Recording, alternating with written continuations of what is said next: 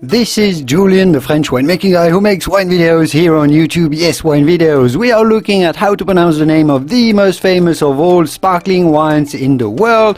We are looking at how to pronounce the name Champagne, the French champagne wine. So as far as pronunciation goes, there is going to be only two ways to say champagne. The American or British sounding pronunciation, which is pretty much the same, the one you probably already know, and there is going to be the typical French way, the way French people say champagne. So the American or English pronunciation is, as you know, champagne. Champagne. In French, people in France, in Paris and elsewhere would say champagne.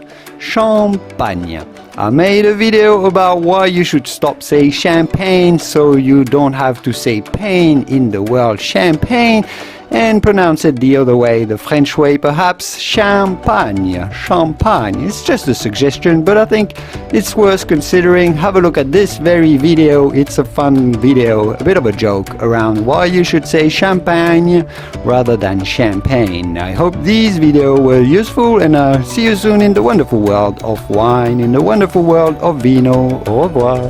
Bye bye.